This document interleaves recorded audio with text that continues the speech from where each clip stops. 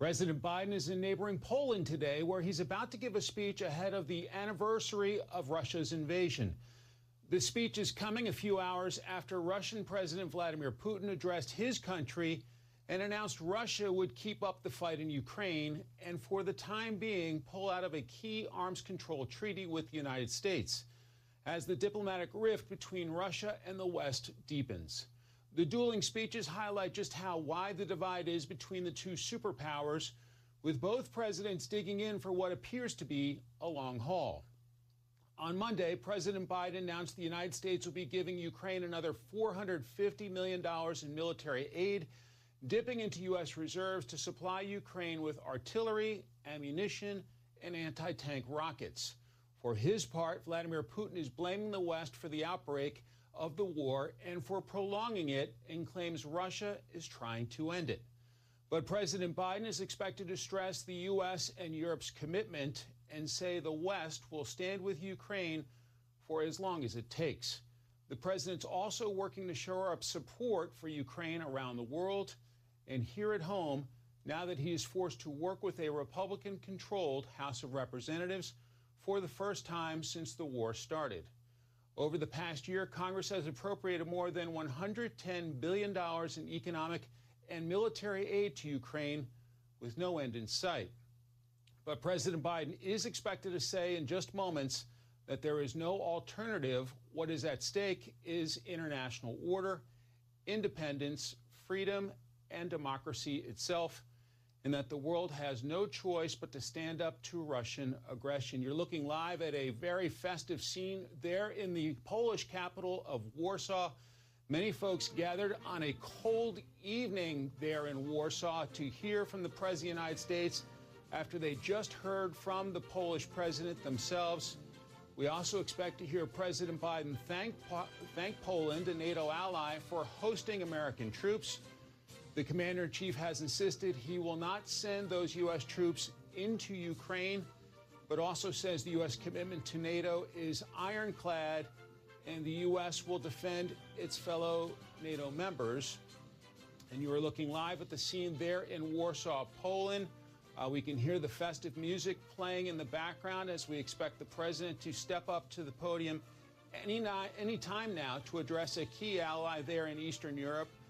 The Polish people, and obviously addressing an international audience, because when the President of the United States is on foreign soil, there are many audiences watching. Among them, you better believe, will be the Russian President Vladimir Putin at a time of great tension between Moscow and Washington.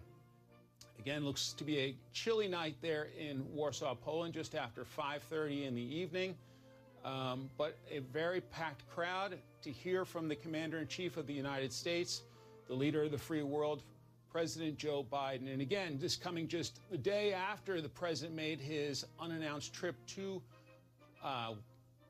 Ukraine to lend his support to Volodymyr Zelensky, the Ukrainian president, and the Ukrainian people ahead of the one-year anniversary of the Russian invasion of Ukraine. The war itself seems to be in a bit of a stalemate at this point. Of course, the Ukrainians are calling for more and more sophisticated American weapons to help them win the fight against the Russians. The United States has been very generous. The American taxpayer sending a whole lot of money to Ukraine to help in the fight.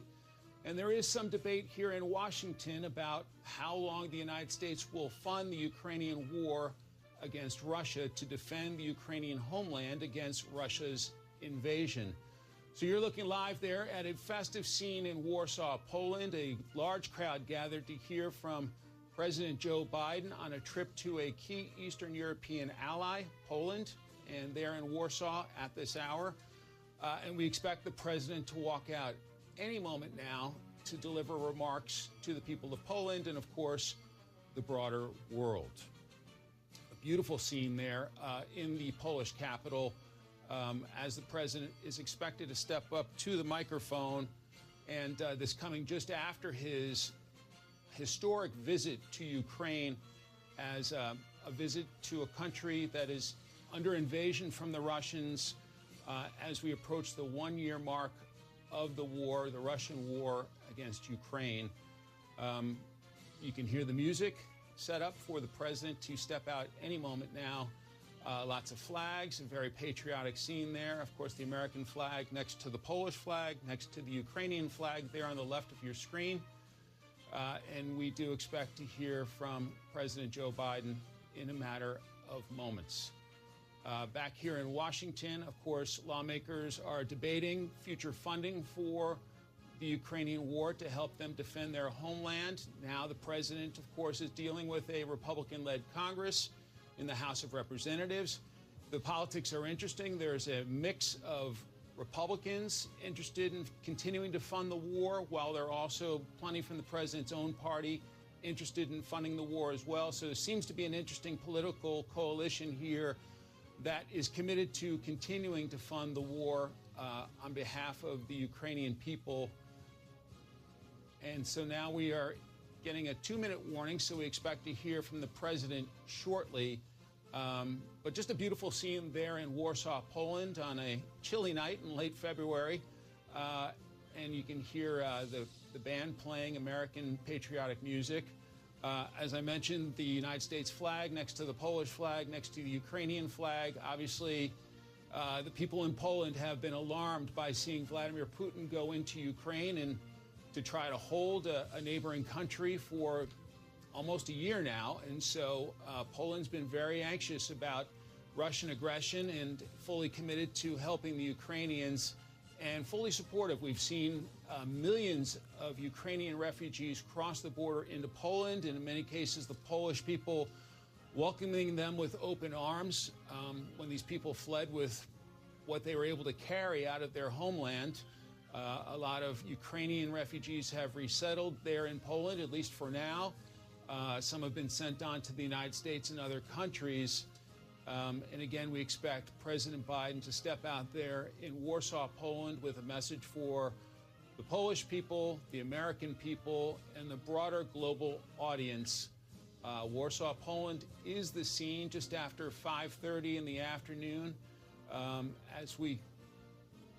These are the gardens of the Royal Castle there in Warsaw that you're looking at, a beautiful scene for an American president to step out on the world stage and speak to the world about the conflict in Ukraine and America's commitment in foreign policy to the world. So an ornate scene, a beautiful scene, a packed crowd. It seems to be an enthusiastic audience. You can see some flags waving in the crowd as you look across the crowd.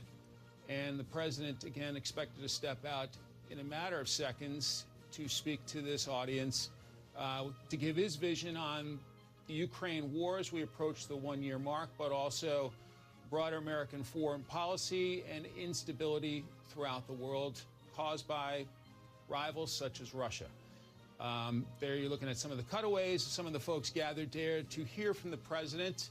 A pan just to show you how crowded it is. The American flags there, Polish flags there waving. And so a festive scene, as it is a historic moment with the President of the United States on Polish soil to make this address in a matter of moments.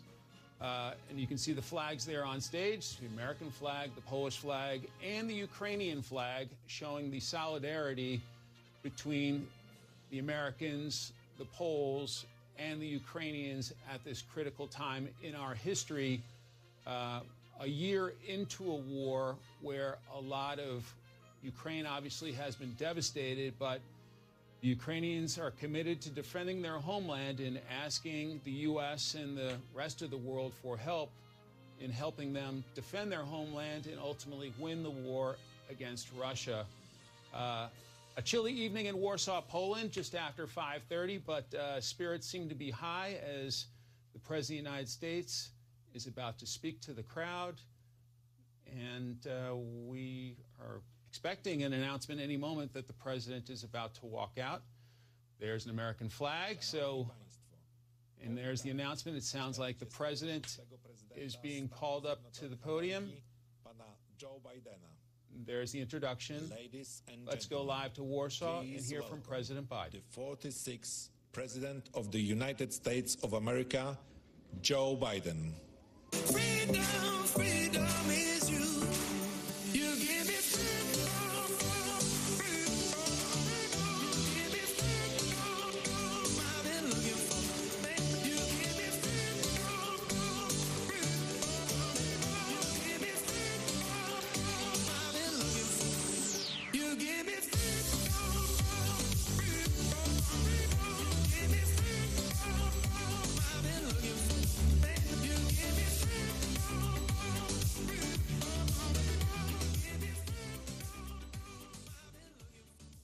Hello, Poland.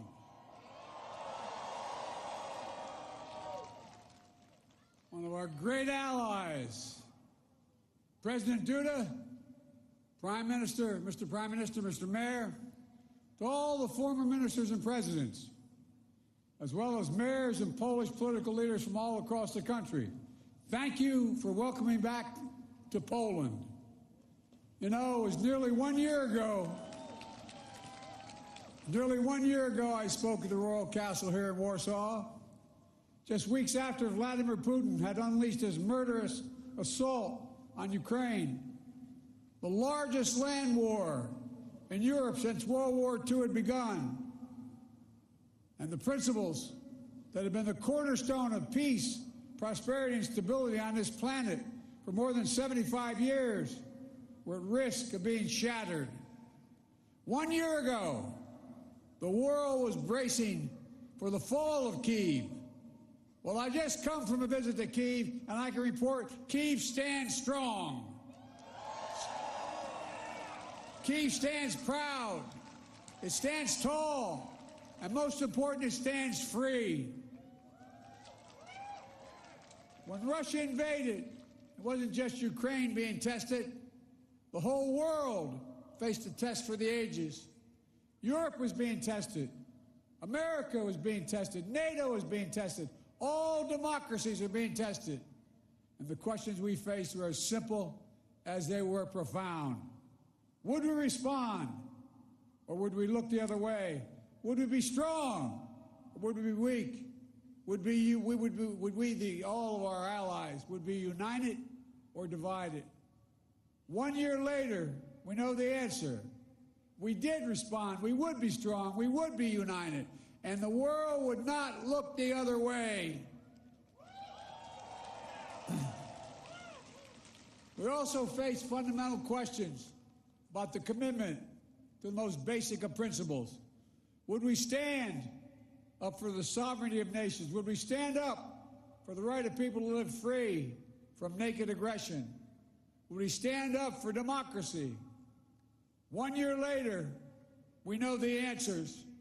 Yes, we would stand up for sovereignty, and we did. Yes, we would stand up for the right of people to live free from aggression, and we did. And we would stand up for democracy, and we did. And yesterday, I had the honor to stand with President Zelensky in Kyiv to declare that we will keep standing up for these same things, no matter what.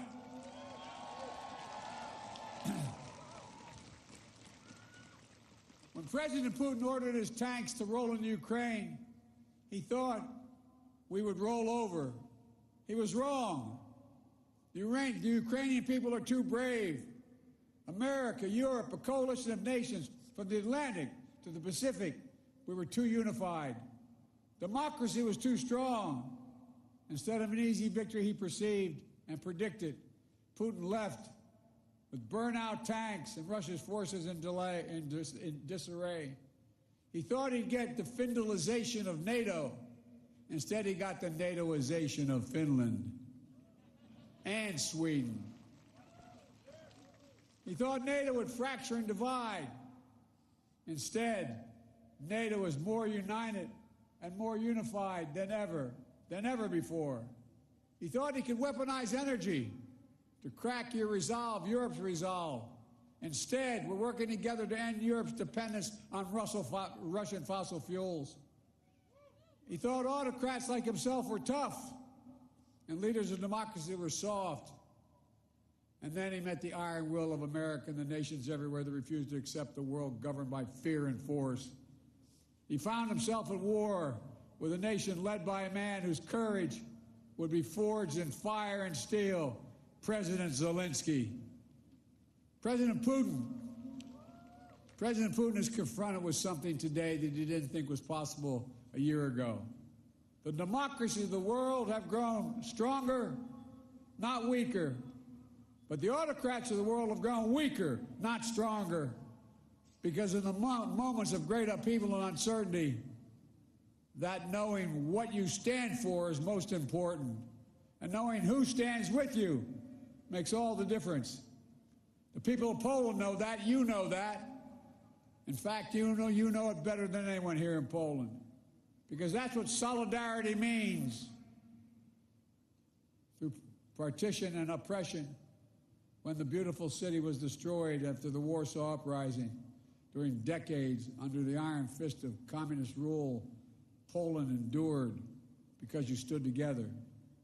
That's how brave leaders of the opposition and the people of Belarus continue to fight for their democracy. That's how the resolve of Moldovan people, the resolve of the people of Moldova to live in freedom, when it gained them independence and put them on the path to EU membership. President Sandu is here today. I'm not sure she is, but I'm proud to stand with you and the freedom-loving people of Moldova. Give her a round of applause. 1 year into this war, Putin no longer doubts the strength of our coalition, but he still doubts our conviction.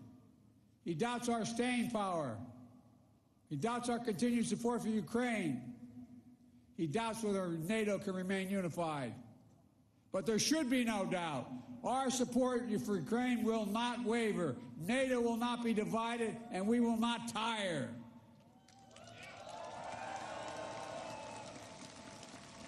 President Putin's craven lust for land and power will fail, and the Ukrainian people's love for their country will prevail.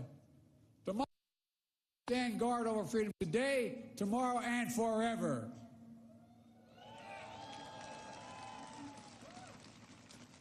So that's what's at stake here. Freedom. That's the message I carried to Kyiv yesterday, directly to the people of Ukraine. When President Zelensky said he came to the United States in December, quote, he said, this struggle will define the world and what our children and grandchildren, how they live, and then their children and grandchildren. He wasn't only speaking about the children and grandchildren of Ukraine. He was speaking about all of our children and grandchildren, yours and mine. We're seeing again today what the people of Poland and the people across Europe saw for decades. Appetites of the autocrat cannot be appeased. They must be opposed. Autocrats only understand one word: no, no, no. No, you will not take my country. No, you will not take my freedom. No, you will not take my future. And I'll repeat tonight what I said last year in the same place. A dictator bent on rebuilding an empire will never be able to ease the people's love of liberty. Brutality will never grind down the will of the free. And Ukraine will never be a victory for Russia. Never.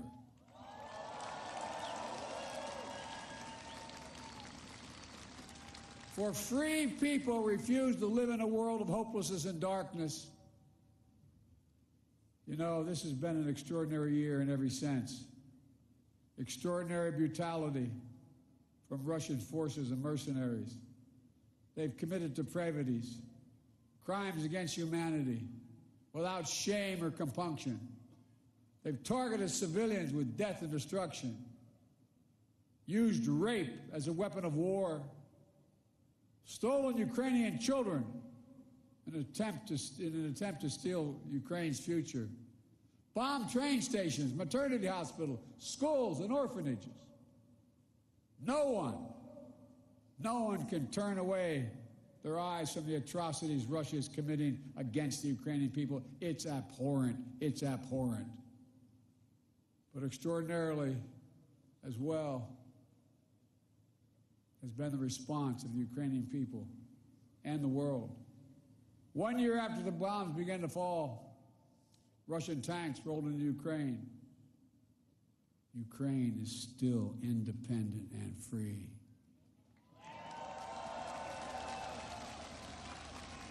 From Kherson to Kharkiv, Ukrainian fighters have reclaimed their land. More than 50% of the territory Russia held last year. The blue and the yellow flag of Ukraine proudly waves once again. President Zelensky still leads a democratically elected government that represents the will of the Ukrainian people. And the world has already voted multiple times, including the United Nations General Assembly, to condemn Russia's aggression and support a just peace. Each time in the UN, that vote has been overwhelming.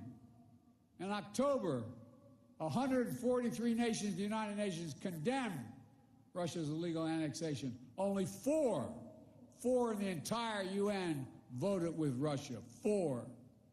So tonight, I speak once more to the people of Russia. The United States and the nations of Europe do not seek to control or destroy Russia.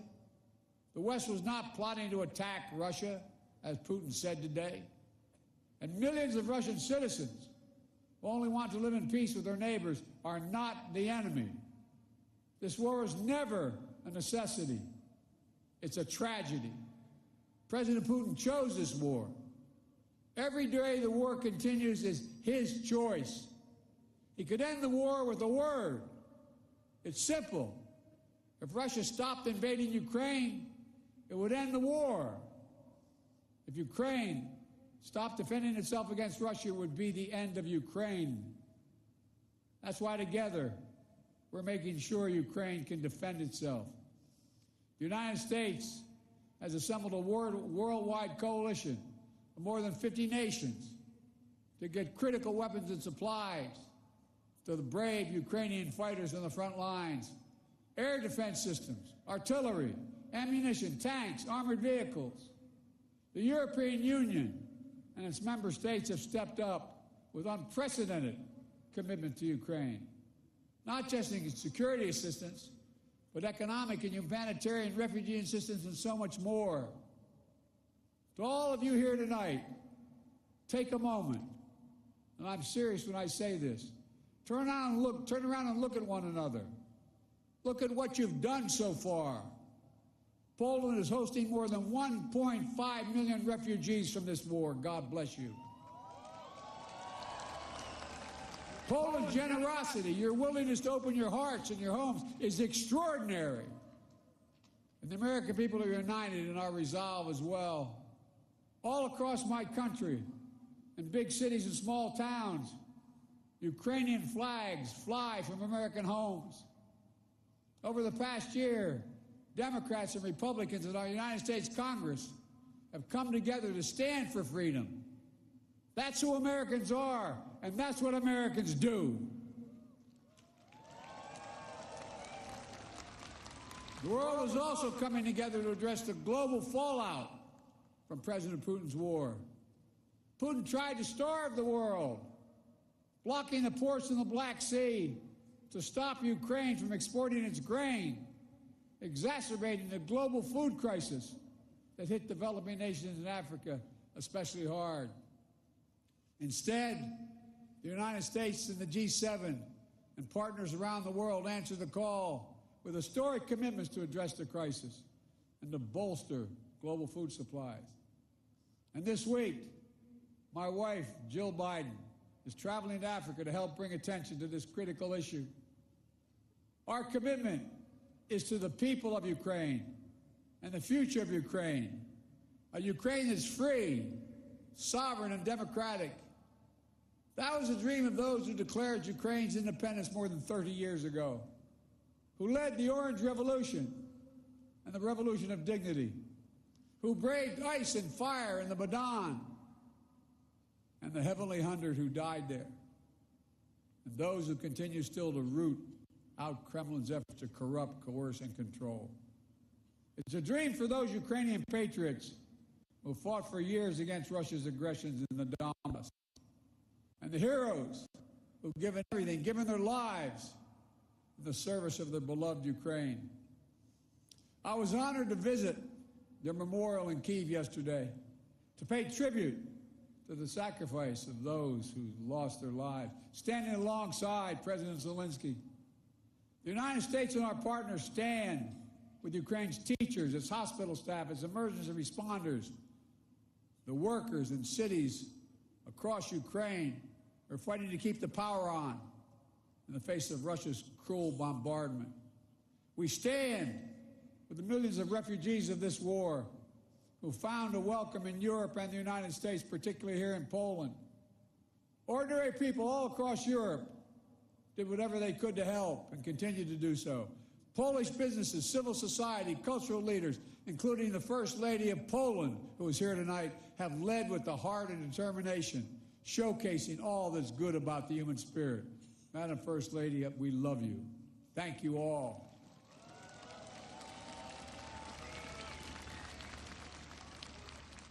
I'll never forget last year visiting with refugees from Ukraine who had just arrived in Warsaw, seeing their faces, exhausted and afraid, holding their children so close, worrying they might never see their fathers, their husbands, their brothers, their sisters again. In that darkest moment of their lives, you, the people of Poland, offered them safety and light. You embraced them. You literally embraced them. I watched the looks on their faces. Meanwhile, together we made sure that Russia's paying the price for its abuses. We continue to maintain the largest sanction regime ever imposed in any country in history. And we're going to announce more sanctions this week together with our partners. We'll hold accountable those who are responsible for this war, and we'll seek justice for the war crimes and crimes against humanity continuing to be committed by the Russians. You know, there is much for us to be proud of over all that we have achieved together this past year. But we have to be honest and clear-eyed as we look at the year ahead. The defense of freedom is not the work of a day or of a year. It's always difficult. It's always important. As Ukraine continues to defend itself against the Russian onslaught and launch counteroffensive of its own, there will continue to be hard and very bitter days, victories and tragedies. But Ukraine is steel for the fight ahead. And the United States, together with our allies and partners, are going to continue to have Ukraine's back as it defends itself. Next year, I will host every member of NATO for our 2024 summit in the United States. Together, we'll celebrate the 75th anniversary of the strongest defensive alliance in the history of the world, NATO. And let there be no doubt, the commitment of the United States to our NATO alliance and Article 5 is rock solid. And every member of NATO knows it, and Russia knows it as well. An attack against one is an attack against all. It's a sacred oath. Sacred oath to defend every inch of NATO territory. Over the past year, the United States has come together with our allies and partners in an extraordinary coalition to stand against Russian aggression. But the work in front of us is not just what we're against. It's about what we're for. What kind of world do we want to build?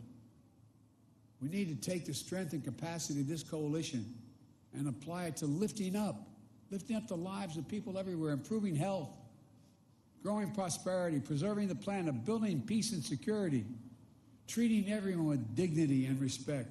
That's our responsibility. The democracies of the world have to deliver it for our people. As we gather tonight, the world, in my view, is at an inflection point. The decisions we make over the next 5 years or so are going to determine and shape our lives for decades to come. That's true for Americans. It's true for the people of the world. And while decisions are ours to make now, the principles and the stakes are eternal.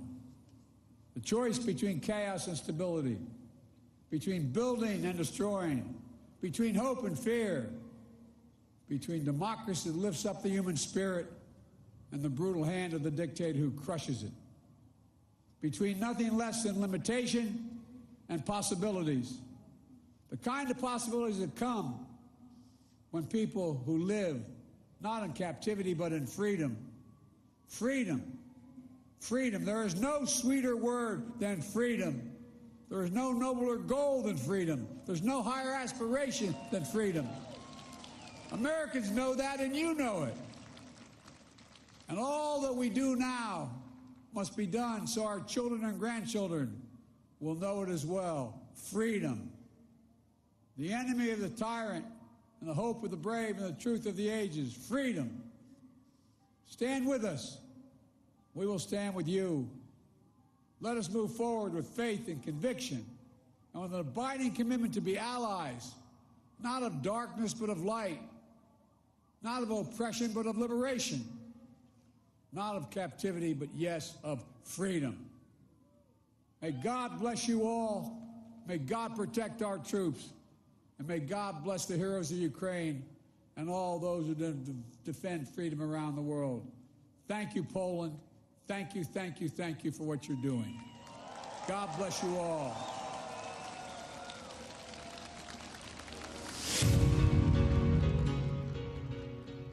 That is President Biden in Warsaw, Poland, now 6 p.m. local time. The president speaking about the United States' commitment to the people of Ukraine, thanking Poland for being great neighbors during this time of crisis. For the latest on this story and all the day's news, stay with this local Fox station in Washington.